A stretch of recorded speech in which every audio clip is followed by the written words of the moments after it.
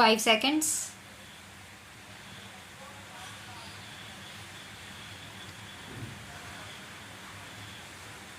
Sir, let me at the outset congratulate the Finance Minister for having given us a budget which is nothing but a continuation of the past. At least he has not, in the name of wanting to do something dynamic, receded. Sir, we had hoped that the Finance Minister would not be able to produce a miracle as such. And always this excuse is given. We had 3 months. I did not have the advantage of planning commission's consultation. I did not have the advantage of state's consultation, and therefore within these constraints and within that framework I had to present, and I presented the best smiling face that I could. That is understood. When he said that we are trying to be true to the promises given in the manifesto by the present government, that is what I was trying to look, at least the direction in the budget. I must say that in this budget, at least apart from some words paying compliment, praise and lip sympathy to the agricultural sector, to the rural industry, to handloom, to powerloom, to handicrafts, let us see what are the facts. What has he provided for handloom and handicrafts? Let me take up this point just now. He has provided only rupees 34 crores, and he himself says that it will give employment at least to 25 lakh people. Now imagine the magnitude of this problem. There are a minimum of 4 crore unemployed people and 14 crore underemployed people, and you are not able to touch the fringe of this problem. I am not going to take, sir, this discussion budget as a partisan issue. I am not going to discuss it as an issue of Congress versus the present government, and I am not going to waste my time in comparing what we did and what you have done in this regard. Sir, a good thing has happened, namely a two-party system has emerged. Let us together decide in this country how we can serve the people of this country best. That is more important.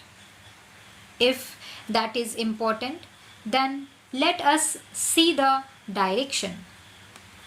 In spite of all the constraints, you have not shown a new direction, and I beg to submit that you cannot show a new direction unless some of your leaders make a complete break away from the present system.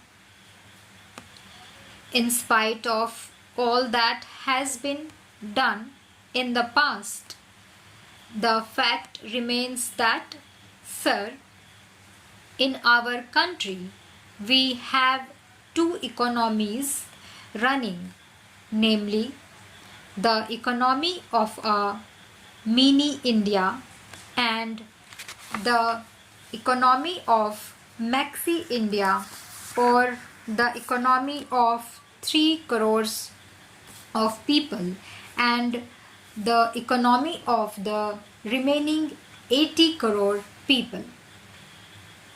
It is true that in the world today India stands third in technological know-how and expertise personnel. This is being the case practically today we are self-sufficient in every basic industry. It is a good thing, but that has nothing to do with the economy of 100 crores population of our country. I had a quarrel even with the previous minister over the budget proposals. I was critical earlier also.